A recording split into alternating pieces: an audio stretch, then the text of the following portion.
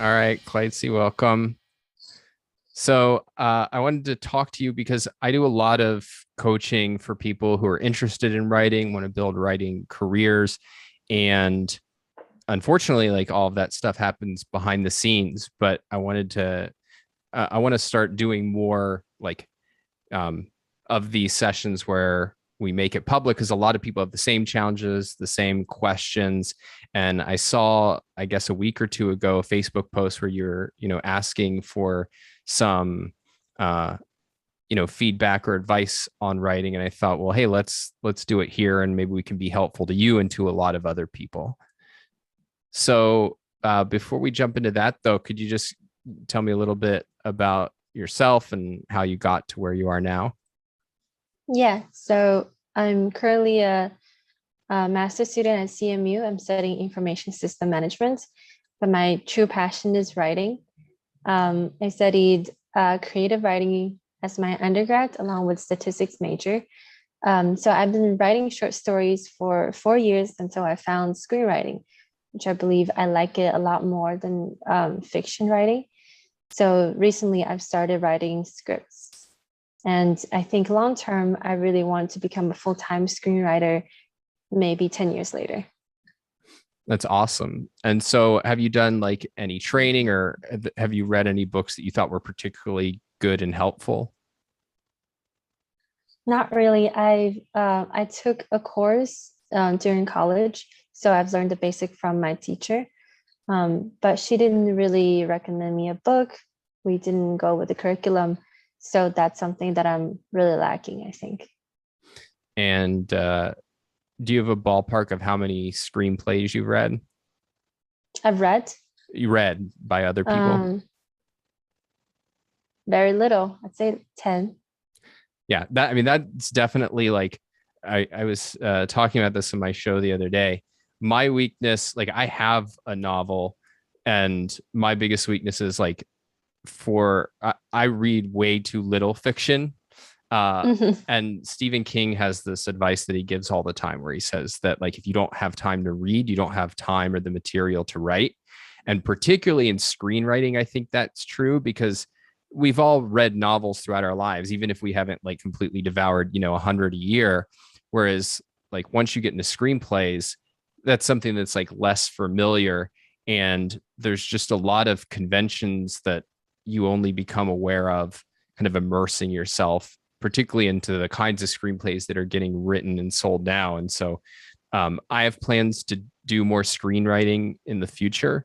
And that's kind of like my first assignment that I've given myself is, all right, I need to spend like 3 to 6 months just reading like, 200 to really to get immersed in the world and have a sense of, okay, this is what good work looks like. This is what bad work looks like. Um, okay, cool. But let's just dive in with um, what do you see right now as sort of your biggest challenges in terms of moving towards a career as a screenwriter? I actually have a question about reading scripts. Totally. So I find myself reading fiction because I'm familiar with reading fiction seems to be it comes naturally. I start to see structures or plots and things I like. But reading script somehow I feel like I've always read from a viewer's perspective.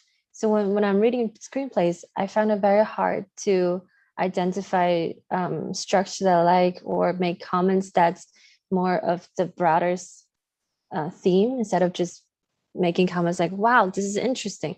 Oh, characterization here. I don't know. It just seems very hard to me to become, to use the writer's perspective when I'm reading screenplays. Do you have any advice on that? That's really interesting. Because I'm sort of the opposite, where it's harder for me to adopt that when I'm reading novels, but Mm-hmm. easier in screenwriting, precisely because it's not written for the consumer. So it's kind of like Mm. it, I see it almost as like, all right, here's a game plan, right? It's not the full story. The full story is only once you see the pictures and the actors and so on. I think part of it, though, will just happen with experience. Like the more that you read it, the more you get comfortable with it, the more that it's that you have like a structure of like past screenplays in your mind that you can relate it to, the more that you'll naturally adopt that. So I do think quantity is a big part of it. But one thing that I would recommend, and you don't, and maybe read, 10 more before you do this, is it's really helpful, I think, whether you're writing novels or screenplays, that you take at least one, call it a masterwork, something that like, all right, this is kind of an example of what like this format at its best, and really deconstruct it. That is, spend time outlining it so that you can just see the structure in front of you, really breaking down, why is this scene here? If ideally you pick one that's been translated into a movie, it's like, well, why did that scene get cut, or why did it get changed? Really work out like exactly the mechanics that make it work. Ideally, you want to pick something if you know the kind of genre that you're interested in, so that you can relate it to yourself more. But in other words, for one of them, just really put in the work and make yourself spend 3 or 4 weeks going over and over it again until you feel like, I really understand like how they pulled this off, what kind of thought went into it. And again, you don't have to, and probably shouldn't do that for everything, but after that, you'll really have a sense of what it means to break down a screenplay. And then I think when you start going back to just reading them through, you'll be able to, as you go, identify a lot more and see it more through the eyes of a screenwriter than a consumer. So it's kind of like, just set one as your big project. And because that's something I did when I was working on my novel. I picked a thriller that was in the genre and just really tried to pick it apart and get a feel for, all right, do I understand how the author, like the mechanics, the kind of thinking that would have had to gone into this to make this so impactful? And how do you select screenplays to read? I mean, I have kind of a couple rules of thumb that I use. So first of all, I want to mix. So at the beginning, the first thing I did was I wanted to read a screenplay of something that I had recently seen, because I wanted to be able to really easily visualize it and have a sense of the difference between what's on the page and what's in the screen. And what was it for? There was a show, I'm blanking on it, but there's like a Netflix show that like each season they have a new theme. But it was a really good show. And so that was the first one I did. I watched the first episode, and then I watched the screenplay that, had gotten sold in order to make it. And after that, I wanted to do, okay, well, what would it be like to read a screenplay where I haven't seen it at all? So I'm just reading it as a screenplay. And there again, I think I just basically did a Google search for, best screenplays in the last 3 years or something, and just picked something that sounded interesting. And again, the reason I think it's good to go back and study the classics, but in screenwriting, just as in novels, if you tried to get published a Dashiell Hammett, who I think wrote in the 50s or something, like mystery novel today, even though that's a classic, like it wouldn't get published, because that's just not what the market wants right now. So it's worth studying the classics, like, how did The Godfather or Shawshank Redemption work? But I would spend most of my time on what are things that have sold in the last 5 years, or really probably even the last 3 years. And then I would also, I haven't done this yet, but it's on my radar screen, is I want to read stuff that like is unproduced or not selling, or like things that are just probably bad. Because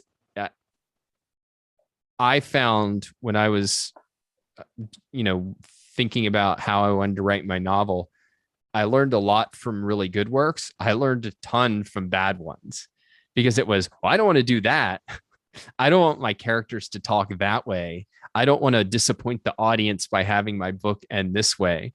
So I would say my overall strategy is just have a mix, and I'm just trying to get different things from them. Like I'm trying to get universal facets of good screenwriting when I go back and read, the Shawshank Redemption screenplay. I'm trying to learn about the current market and how, people who are selling and turning out great shows and movies right by reading current stuff. And then I'm trying to avoid pitfalls by reading things that are, let's put it, not ready for prime time. Of the bad scripts you read, what are the common mistakes that those writers make? Or like, what are the biggest mistakes that I would like try to avoid as a new writer? Well, a couple things that pop to mind, and really it's just sort of like these are standard writing advice is, or let me put it this way. There's scripts that fail for standard reasons, like the characters aren't believable or the plot is convoluted. But I would say the number one thing that I'll point out that might not be obvious is that they're just derivative. I've seen this before. And what do you mean by derivative? I mean that it's basically like an idea that's been done, 100 times. Like, so, okay, let's have the lead character be a really bad guy. And, instead of him being like a New Jersey mobster, maybe he's like, a corrupt shoe salesman. I don't know, but it's basically taking ideas that are currently popular and trying to do like your version of them versus, oh, this author really has something to say. This writer really has a story that they want to tell that came from them. And if you have that, like, that's something that you can't really be taught. That's something you have to discover is what is it that I uniquely have to say about things. And I would say that like the biggest divide I see between like the screenplays that are great and get made and get remembered and the ones that don't is the difference between authors who just want to be screenwriters because it's kind of cool. And so it's like, okay, like I'm going to write my version of Breaking Bad, or I'm going to write, my version of, I'm blanking out on movies right now, but you get my point. And then the ones who are saying like, no, I have a story I want to tell. And that's like, I mean, that really should be the motive, right? Is I want to be a writer because there's something that I want to say. There's a story that I want to tell. And you might not know that at the beginning. And indeed, your own writing at the beginning might be derivative, and that's fine. Like your first screenplay is not going to be the one that is going to change your life, but that's what you want to strive for. But that's different from following a common structure for screenplays, right? So common structure would be something happen and there will be the night of the darkness. I'm sorry, I forgot the term, but it's like everything goes downhill and then the character lost everything that he or she previously owned. And that's like turning point. And then afterwards, you start seeing the resolution part comes in. So it'll be conflict and lost everything and then going back to a better situation, a resolution, or finding something new. That seems to be like a common thing that happens with most of the scripts. Yeah, structure is a really interesting thing because on the one hand, there are certain universal principles. I mean, if you want to put it in the most abstract way, like Aristotle, like there's a beginning, a middle, and an end. And that if you don't have a beginning, middle, and end, you don't have a story. But there has also been like people who have like rules of structure that get so super specific, like, save the cat type things where it's on page 10, you have to have this. And the people that I've talked to in the industry, like if they see that kind of thing, if it's a predictable canned structure, then it's that they're not interested in that. Interesting. I learned that in school, actually.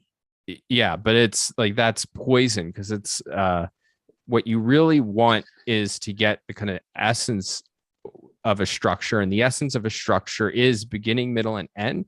And then it's the way that my screenwriting teacher, whom I interviewed in this channel, Corey, put it, is that what you really are focused on is a structure that evolves organically out of characters facing obstacles and rising stakes. So like basically what you want is a screenplay where the stakes are getting higher and the obstacles are getting harder to overcome all the way until the end. So it should just be building, building, building, building until your climax. And if you do that, you don't have to think about too much of the if you're doing that, then it doesn't matter if you like obey certain, rules about, oh, this must happen by here, or this must happen by here. Those can be helpful sort of rules of thumb, but they're, if somebody's trying to turn writing into paint by numbers, like that's not a good approach to learn. That makes sense. But I mean, there's different views. I mean, I'm, there's the kind of hero's journey type idea that, okay, all of the great stories have this kind of structure of, a hero called to adventure, fighting that call, then, having to go on it, finding a mentor, da, da, da. And look, I mean, Star Wars was based around that and other, famous pieces. But I think of it much more as like, does this have a beginning, a middle, and end? And then the middle, the key thing that people get is, or the key mistake people make is typically they have a meandering middle. Like things are happening, but there's no motion. And the motion can be different kinds of motion, but you need motion. It can be, wow, it looks like we're going to solve this problem. Then it all falls apart. Or it can be like, this looks like it's getting harder and harder to solve and we're never going to do it. And then we start to get some momentum. So if you think about something like, the Rocky movies, it's like looking more and more and more hopeless. And then Adrian says, do it, Rocky. And he starts training hard. And then we build to, the final act. So you need movement, but and in that sense, a middle, is going to have a structure and certain key points, but I wouldn't look for too concrete rules. This is the other way I think about it. What you want are principles. And principles aren't going to tell you like what to do on page 6, or should I have this person die? But, one of the key principles is that I have a character who's after something and there's forces making it really hard to get that. And that if the character doesn't get that, there's forces making it worse and worse and worse if he fails or she fails. And that's really, I think, the core perspective you need for a story. Just a character with the want and the obstacles and stakes they face in pursuit of it.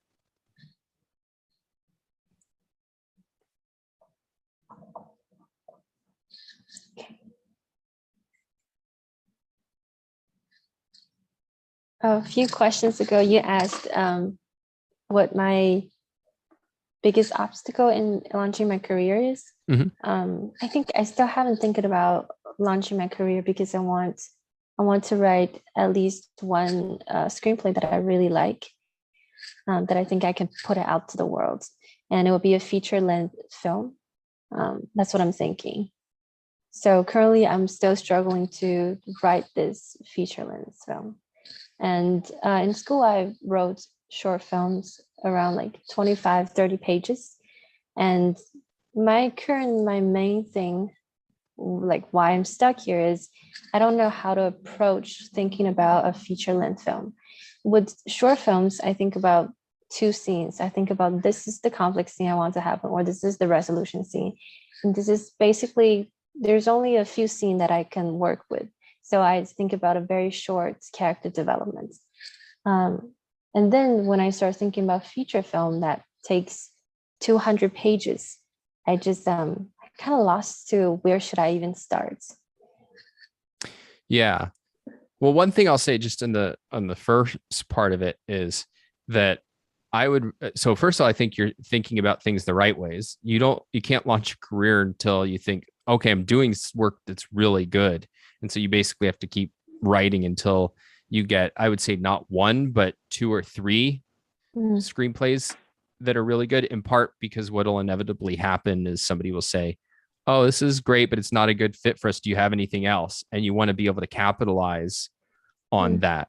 So I would definitely think about it that way, which doesn't mean you probably have that one screenplay that's like your heart and soul and that, you know, you'll be leading with, but having a few things tucked away that you think, yeah, these are solid, I think is really smart.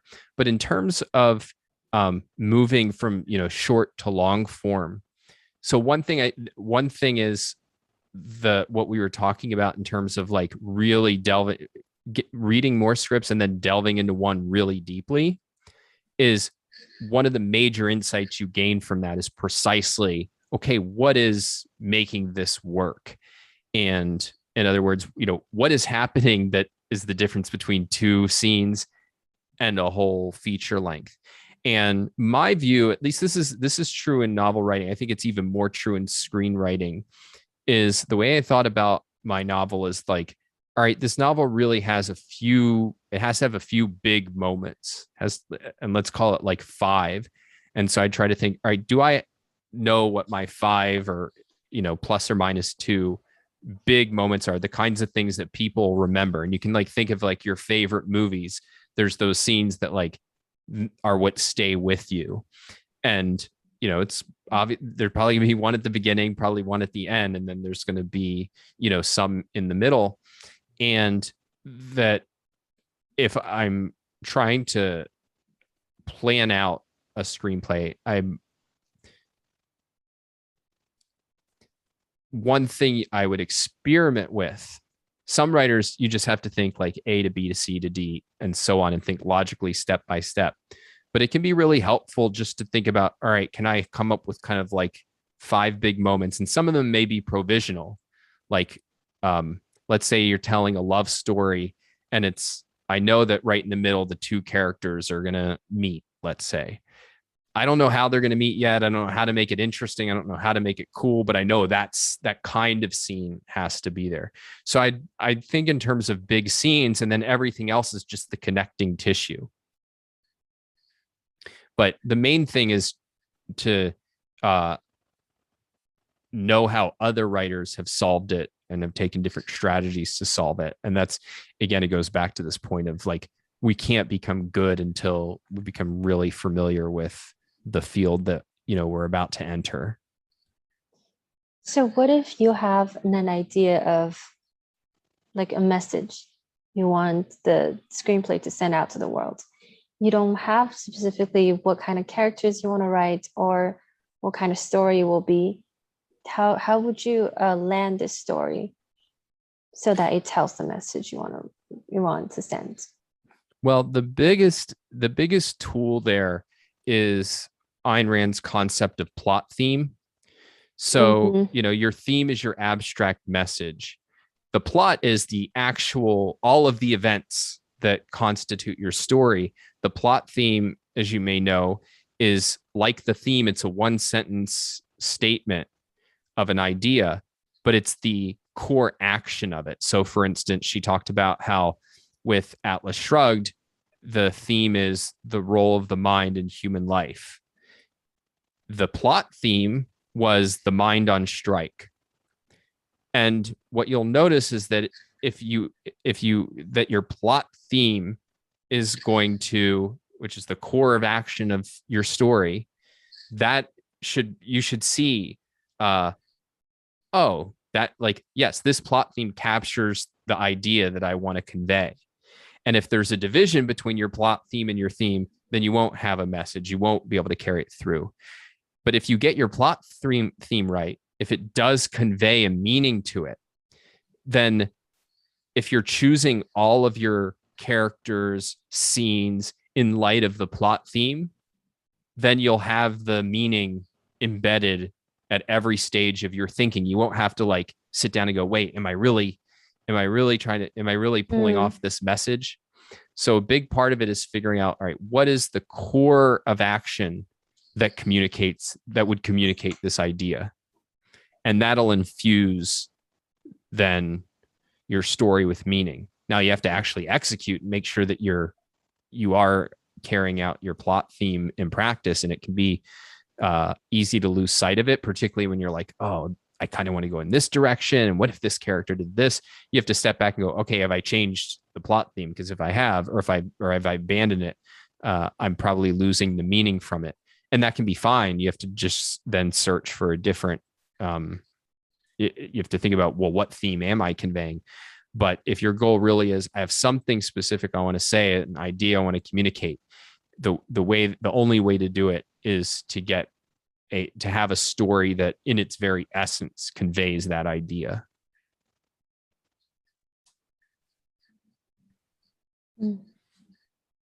And I mean, and Ayn Rand makes this point that there's no rule about what you come up with when. It's just that ultimately you need to have a theme, a plot theme, characters and so on. And I started more with the plot idea, like, all right, this would be an interesting plot. And then had to think about, all right, well, what is it? What am I really trying to say with this plot? And so it was kind of, I worked backwards to it, but you can work forwards. It's not an issue of order of operations. It's just an order of, these are the pieces of the puzzle that I ultimately have to put together. Mm-hmm.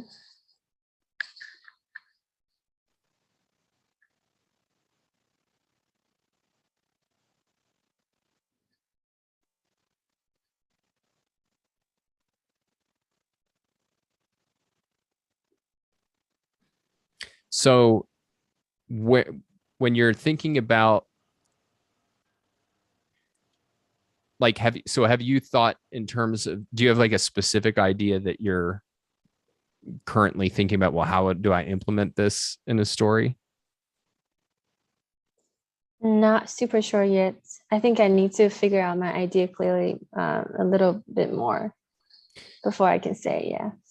Yeah, I mean, one thing is that it can feel almost paralyzing to some people, like, all right, what does it even mean to like have something to say? And if you're writing like an ideological, like, I'm going to write a piece to take a stance on the abortion issue, like, all right, well, then that makes it really obvious. But setting aside something that's like a political hot button sort of issue, I find that it, like, for me, it more bubbles up from everyday thinking. So like, it's just that kind of like journaling, observing people, like asking questions about like what I observe about my life.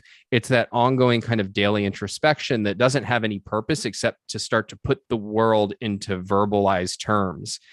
That if I'm doing that over the span of months, then when it comes time to like write, there's plenty of material there, because I've like now conceptualized the world through my own eyes so much that when I start to build characters and everything, like, they have a point of view, they have a way of looking at things. Whereas when I was younger and tried to write, it was much more like I'd read a writer who had a definite view and that would inspire me to write. And all that would come out on the page would be like crappy versions of what they, were saying, or crappy versions of how they thought about life. And so so much of, I think, being a writer who has a point of view and has something to say is just to say a lot to yourself.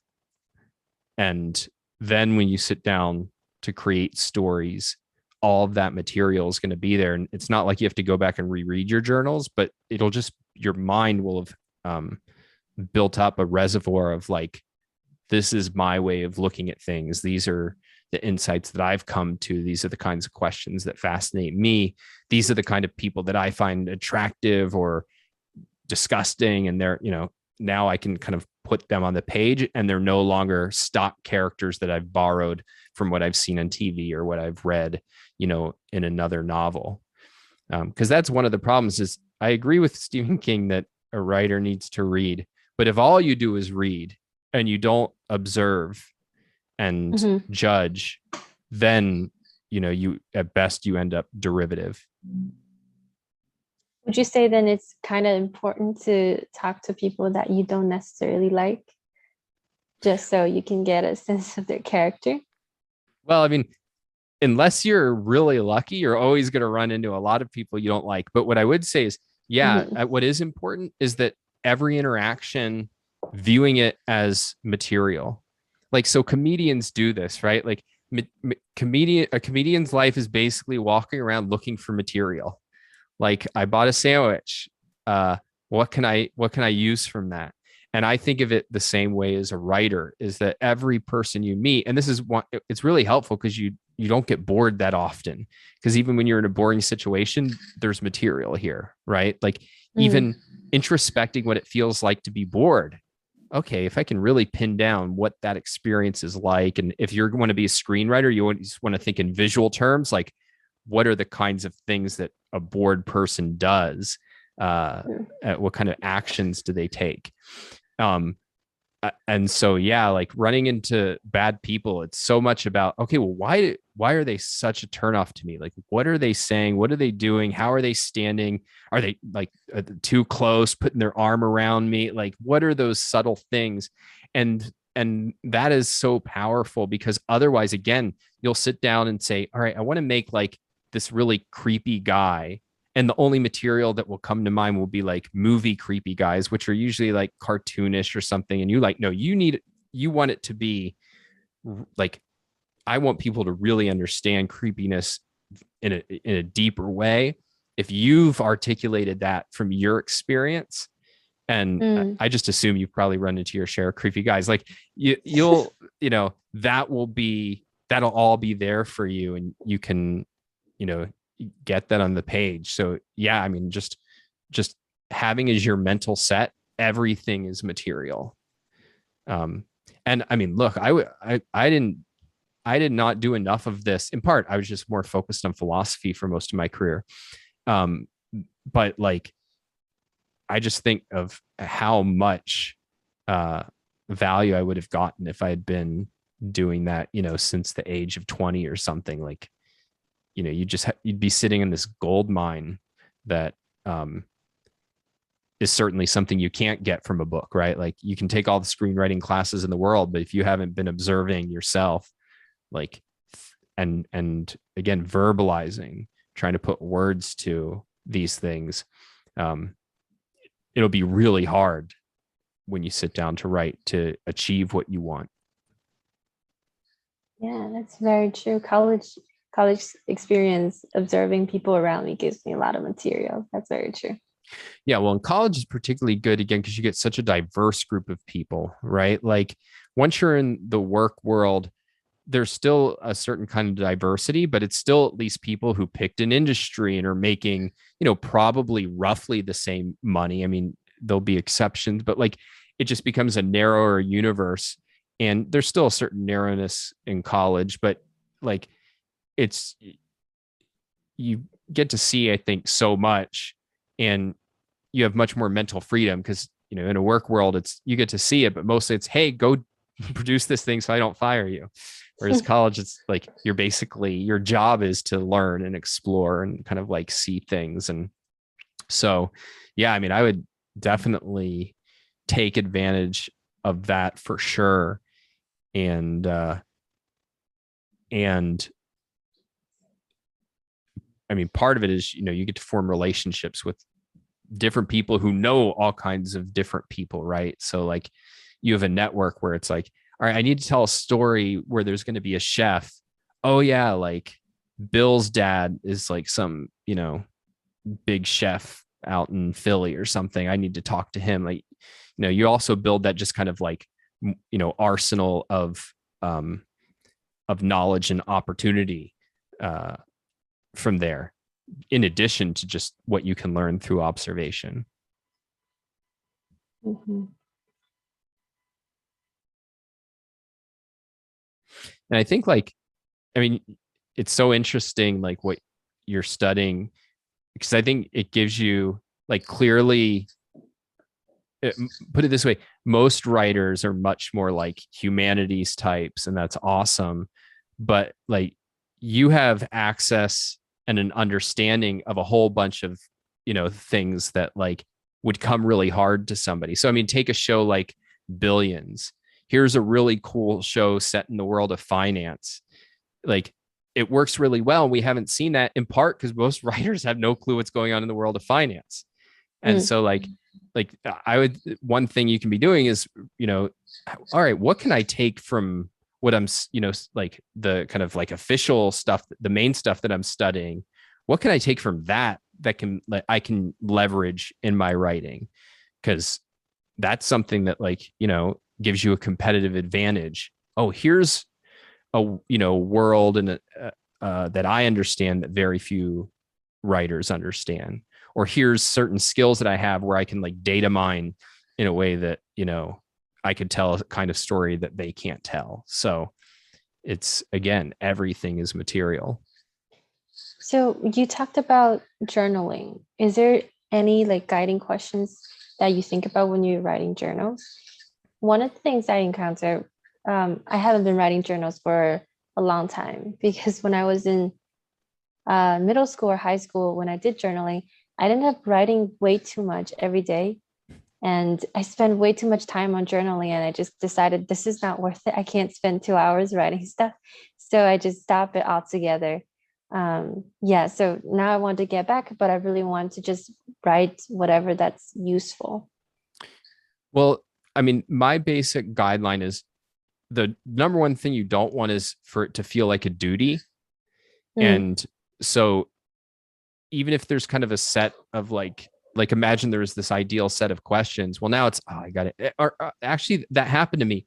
I bought this journal created by, oh, what's his name? Well, it doesn't matter, but there's this guy created this like really great planner that had like your daily journal questions. And I found like, even though they were good questions, I was like, I don't want to answer this today, or I don't have anything to say on that one today. And so I just didn't use it at all. And so what I do is I sit down and it's whatever I want. And it turns out there's a famous book. I've just started reading it called The Artist's Way.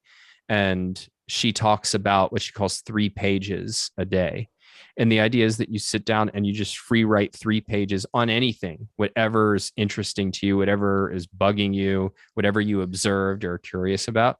And so that's sort of how I think about it, is like whatever's motivating to me right now, whatever questions are motivating. And I would poke around and probably Google like what are good journal questions, because you just want to have those available to you if you're stuck. Like, all right, I'm stuck today. What if I just wrote down like the most exciting, the things I'm proudest of that I've achieved in my life so far? Or maybe today it's going to be my goals, or maybe today it's sort of like what my ideal romantic partner might be like it'll just, you'll have something you can kind of go to. But I'm very big on writers need to write from a place of high motivation. And so I'm like, I used to be very big on, okay, guys, this is the writing process. First, you need to think, then you need to outline, then you need to draft, then you need to edit. And what I realized is a lot of people like didn't like outlining, and it stopped them from writing or demotivated them. And I realized, no, that's just a tool. If your structure's messy and you're not happy with it, go back and outline. But no, you should just, if you want to dive in and draft, like do that, follow your motivation. And so I'd say the same with journaling is, all right, here I am. I have a structure, but my structure is maybe 3 pages a day or 30 minutes a day. Like you have something where you've done enough so that you don't run into the problem you did last time. And then it's whatever's on your mind, and realize that there's no right or wrong thing. Like if you do your 3 pages or you do your 30 minutes, it's not like, oh, but this wasn't that insightful or something. It's no, I did it. And it's just making it a regular exercise. That's what it means to succeed.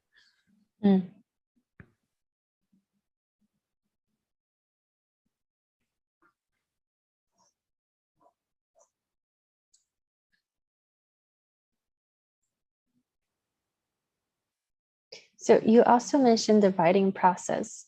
You mentioned that outline, draft, and then editing. and then draft again. Can you tell me more about the writing process in general? I just wanted to know how people would approach it systematically. I feel like I never learned about it in school. And right now I'm just more confused than before I started my college. Yeah, well, that's why I stress I don't like the word process because it, I think ultimately everybody's process, the steps that they have to go through to produce the end result that they want, is Mhm. very individual and very different. Like, I don't know any writer who works exactly like me. And, I don't know any writers who work exactly like them. And so I like to think of it as, in effect, toolkit. Like, what are the things that you can use to get you to the end goal that you want? And so, in both fiction and nonfiction, broadly, you have um, thinking, which is, all right, I'm not communicating yet, but I'm just trying to like get stuff, like build material, ask myself questions, get clarity. Like, maybe I could have a character like this, or it'd be there. This would be a cool scene, or this would be like a good idea for a story. That's just sort of like, if you want to put it as brainstorming, it's really just like you and yourself working with material. But then when you're actually talking about a story, um, outlining is all about like, all right, I'm trying to build a structure here, and the structure has to be logically interconnected. It has to, you know, meet all of the things that a good story has to have. And the then there's the drafting itself, which is, all right, I'm just getting words in a page to try to carry out my idea. And I know that it's not going to be good at first. Pixar talks about like every idea is bad. And so what your goal is not to like create something great. It's to go from suck to non-suck, as they put it, which is just delightful. But the way that you do that is, all right, I have a story. I have something rough here in front of me that now I can improve. And that's where you edit. And one way to think about these tools is that what they're really doing is they are managing the operations of your mind. So it's, we have a conscious mind and a subconscious. And for each of those, what they reflect is that for different aspects of writing, you either have the conscious mind predominantly in control, or the unconscious, or the subconscious rather. So when you're outlining, that's a conscious process of like, okay, does A follow from B, follow from C, and does it add up to a full story? When you're drafting, that's predominantly subconscious. You're just trying to like let things fly and really tap in to stuff, that's in your mind, and kind of surprise yourself. And that's what's going to like breathe life into your characters and create the little details that make a scene unforgettable and give you dialogue that's like unforgettable. But then that's like an unpolished gem. And in editing is where you have to be kind of ruthlessly conscious and go, okay, like, does this character really hold together? Is this scene working? If not, why not? And so that's kind of the core of process. There's a lot of like sub processes in there. Like, I mean, in screenwriting, a lot of screenwriters swear by storyboarding, which is a form of outlining, but it's, kind of like visualizing and organizing your scenes. And so there's a lot of kind of like sub processes like those, but I would just think of it as what you want to do is collect a toolkit to help you tell better stories. And so like editing can involve, a sub process of like, all right, here's where I need to get feedback from external people that I trust. And you should view things as very experimental in terms of what works for you, until over time you'll find it. And even then it can constantly evolve. My processes change quite a bit from like one book to another, or one project to another even. And I have certain things that are very common to how I work, but like, it's whatever I judge is going to be most helpful to me in moving towards that end goal of a story that I think, yeah, this story works. I think I definitely struggle a lot with the conscious process. I think when I judge my own script, I don't judge it well enough as I judge others. Yeah, do you have any advice on that? Yeah, so this is kind of like one of the hardest parts about writing, because what writing is you're trying to put something on the page that another mind is going to process without Mhm. access to anything else that's in your mind, Yeah, right? And so it's really hard to be able to distinguish, all right, is what I'm thinking really on the page? I'll give you yeah. one example of an exercise. This is like one of the first exercises we did in the screenwriting class that I took with Corey, which was uh, until people know what's going on in your script, they can't care, right? Until they have a clue, well, what does this character want? What's going to happen if they don't get it? Why do they want it? Until they can answer those questions and have a coherent sense of what's going on, Corey calls this essential context. Um, they're not going to care. And so what he would have us do is, all right, you have to write these short little pieces where you have to they have to supply that essential context of like who these characters are, what they want, why they're in conflict, and what will happen, why they want it, what will happen if they don't get it. Mm. And then you had to trade it with your partners, and they had to go through and answer those questions. And if their answers didn't match what you as the author had in mind exactly, then okay, back to the drawing board. So Mm. the wider point, that's a great exercise to try, but the wider point is that the way that you'll actually do that is you use your best judgment, then you get feedback, and over time you'll build your antenna and make it more and more sensitive so that you'll know like 98% of the time, is this going to land? Is this going to work? Is what I have on the page? There's not like a trick that you can use, or like a conscious ask yourself this question and then you'll get it. The only kind of trick that people use is to get distance from something. And that Mm. does help a lot.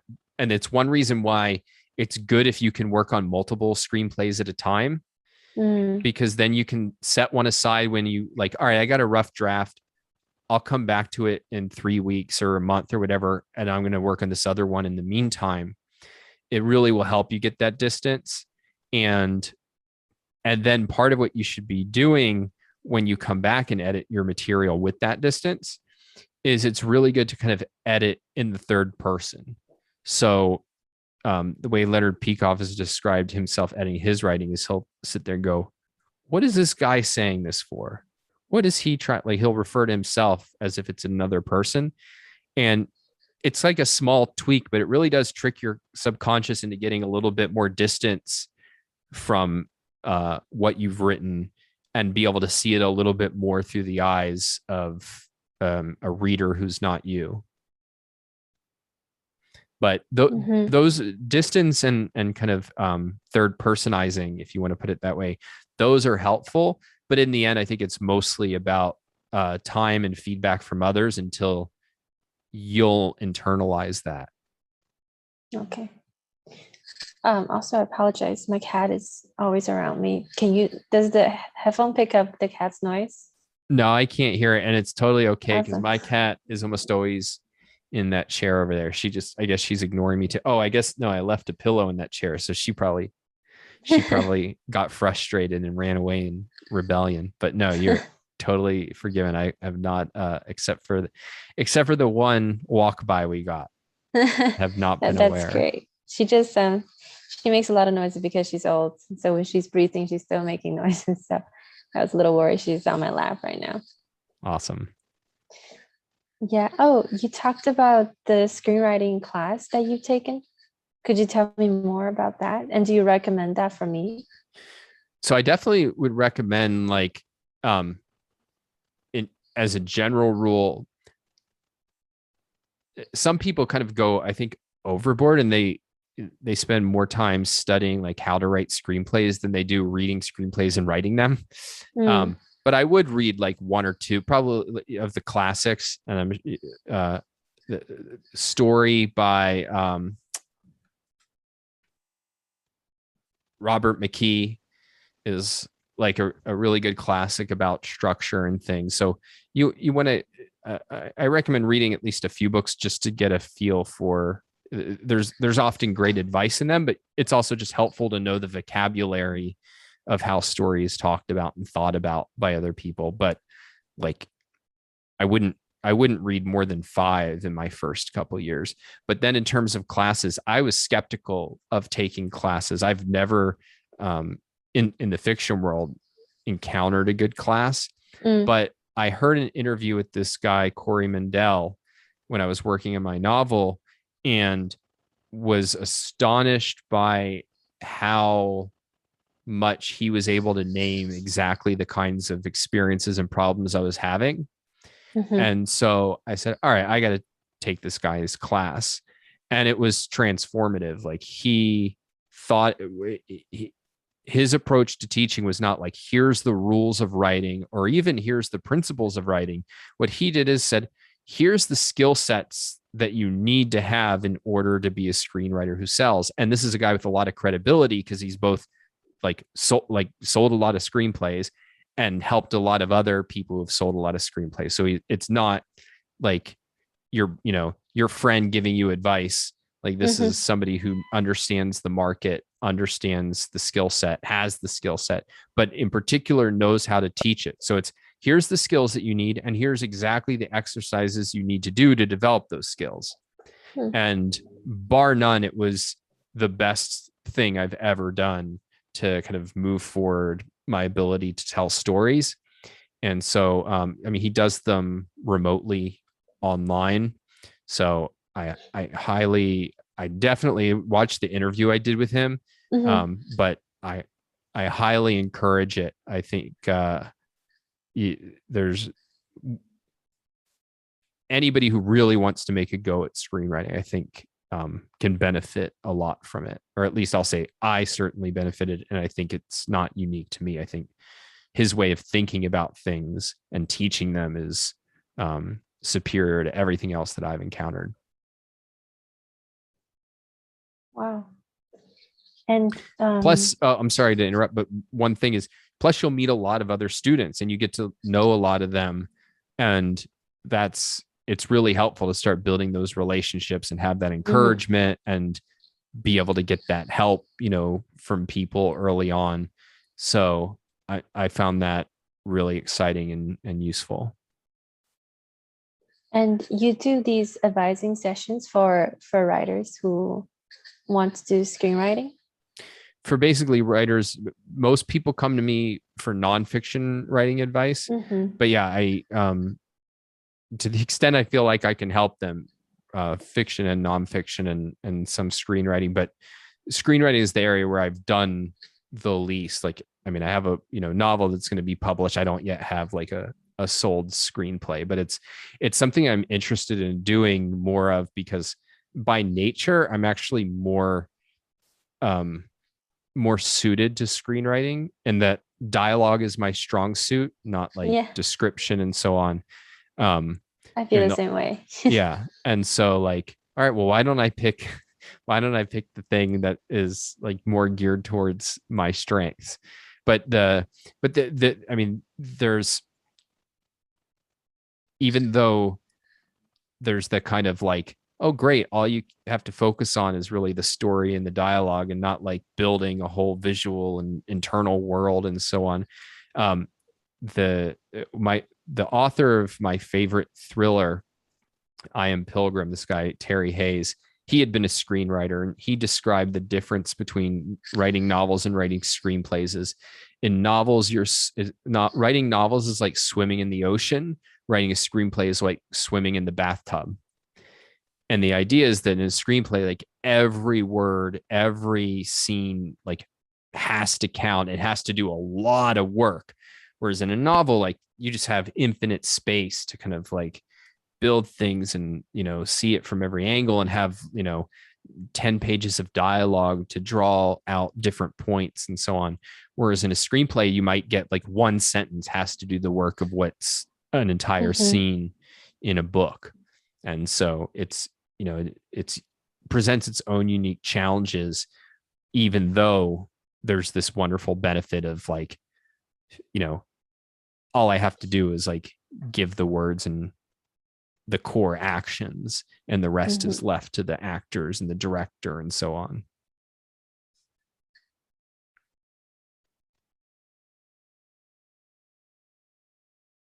Oh, my original question about the advising sessions from you is, do you kind of provide mentorship?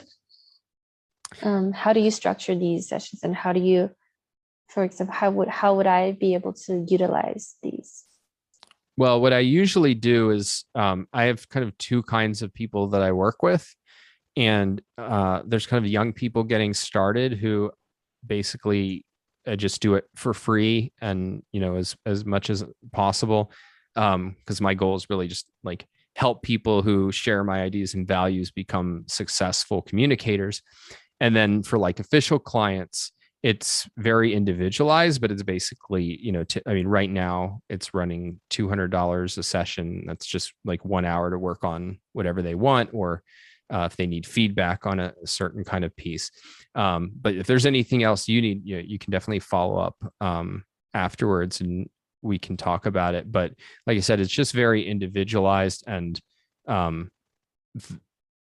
you know, I try to go out of my way to, like, particularly when people are getting started, because it's very hard to find good advice, and often that good advice is really expensive. So, you know, that's why I have my kind of bifurcated thing. And so for all of my paying clients, just know that you're doing good in the world by subsidizing my my other work. And just, I think we're about time, but I have one last question. You talked Absolutely. about you attended a screenwriting class, and you have a lot of experience in nonfiction and fiction writing. And I assume that you probably had different ways to improve yourself. I just want to ask, like, what are the components that you think are important to have, as like I started to build out my writer's life, I call it. So I would want to have a group of people like peers who can workshop my work and I workshop theirs. And then ideally I want to have a mentor who can give me advice and then start growing. And then I'm also thinking about screenwriting classes just to learn everything systematically. So there seem to be a lot of different ways to approach this. What would you say are like the most necessary, essential ones, and how are these different components benefit you? Yeah, I mean, that's a really good question. So I'll say a few things. So number one, the first thing is just to have your eye on the ball. Like what's really important. And it sounds like you are focused on the right thing, which is like, how do I get the feedback to help me like tell the best stories? A lot of people get sidetracked with like superficialities about like, oh, how do you get an agent, or how do you get a manager, or should I move to Hollywood? It's like, no. First, just become incredibly good at telling stories. If you're incredibly good, all of that stuff is easy. And if you're not incredibly good, all of that stuff is impossible, and it doesn't matter at all. So it's like, you become really good. And so definitely, if I was going to boil it down to one thing that has worked for me, and it's the only thing that really worked for me at the highest level, is getting feedback from people who know what they're doing. And so like workshopping with like peers and everything can be really good, but only if you also have a mentor who you can come to, who really knows what they're doing, and can come say, no, that they're full of shit. Like, they don't know what they're talking about here. Because what happens is young writers learn a lot of rules, and then they start judging you by rules that they don't really know how to apply. And like, they don't have the context to know, like they'll tell you, oh no, you have to have your inciting incident by page 3. And it's like, what if I have a damn good reason not to do that? Like, and a good mentor will be able to say, no, ignore that. But when they told you that like this character is not believable at all, yeah, that's right. Like, so you can get a lot of value from peers, but just be warned, just because they say something doesn't mean it's true, because they're probably judging you according to a set of rules that aren't contextualized in their mind yet, in the same way that, you're probably going to make some mistakes in how you judge them. So that feedback is good because it gets you out of, it gets something that's external to your head. But at the end of the day, what you ideally want, and this can be hard to come by, but this is the gold mine when you can get it, is a real professional, or at least somebody who has like very advanced knowledge and can help you. And most of what you want from them is help identifying your blind spots and then helping you come up with a plan of action, like to work on them. And so, like a real professional can it's not like they have to spend hours reading your work or something. More than likely they can see 3 pages and tell you what you need to do over the next 6 months to like reach the next level. So definitely, I think looking out for those mentors, even if they're kind of informal one-off things, like, oh, I happen to, have a friend who knows like Joe Blow, the screenwriter or something.